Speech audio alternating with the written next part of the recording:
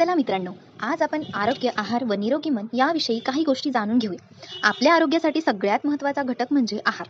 त्यावर आज आपण डिस्कस करू. तर सगळ्यात आधी आपण हे बघू की शरीर शुद्धीकरण कसं करावं. बॉडी डिटॉक्सिफिकेशन म्हणजे शरीर शुद्धीकरण.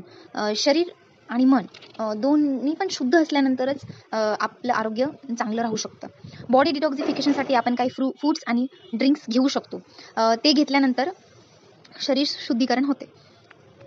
तर मग आज आपण शरीर शुद्धीकरणासाठी कोणकोणते पदार्थांचा वापर केला जातो, आपण काय खाऊ शकतो ते आपण आता बघू.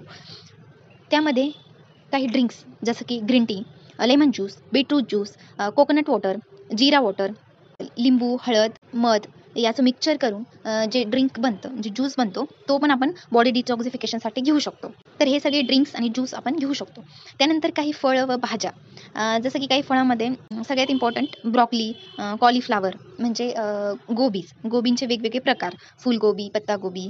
त्यानंतर कडधान्य, स्प्राउट्स, मोड आलेले कडधान्य खूप चांगले असतात लिव्हरच्या डिटॉक्सिफिकेशनसाठी, लिव्हरच्या शुद्धीकरणासाठी खूप गरजेचे असतात. लिव्हरमध्ये जे टॉक्झिन्स आहेत ते निघून जाण्यासाठी त्याचं सेवन करणं खूप चांगलं आहे. त्यामध्ये आपण बीटरूट्स म्हणजे कंदमुळं, स्पिनॅच म्हणजे पालकमध्ये अँटीऑक्सिडंट असल्यामुळं डिटॉक्सिफिकेशन इझिली होतं. नंतर सफरचंद. त्यानंतर आपण प्रोबायोटिक्समध्ये आपण काय काय घेऊ शकतो. त्यामध्ये दही, ताक, सोलकढी, पनीर, केळी, मोसंबी या सगळ्यांचा समावेश होतो. तर आपण हे सगळे पदार्थ घेऊ शकतो. त्यासोबतच आपण फायब्रस फ्रूट घेतल्याने गट क्लिनिंग चांगल्या प्रकारे होते. इंटेस्टाईन जे आहे आपले इंटेस्टाईनमधले टॉक्झिन्स निघून जातात व प्रॉपर डायजेशन होण्यासाठी मदत होते. त्याचप्रकारे माइंड डिटॉक्सिफिकेशन म्हणजे मनाचं शुद्धीकरण आपण कसं करू शकतो ते आपण बघू.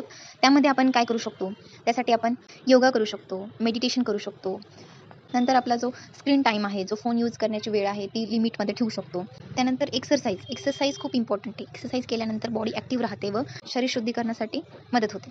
त्यानंतर आपल्या सराउंडिंगला चांगले लोक, पॉझिटिव्ह पीपल्स असल्यानंतर आपला माइंड फ्रेश आणि पॉझिटिव्ह राहतो. त्यामध्ये आपण हॅपी पीपलसोबत राहून आपण पण हॅपी राहू शकतो. झोप ही सगळ्यात महत्त्वाची गोष्ट आहे, ज्यामुळे आपला स्ट्रेस कमी होतो.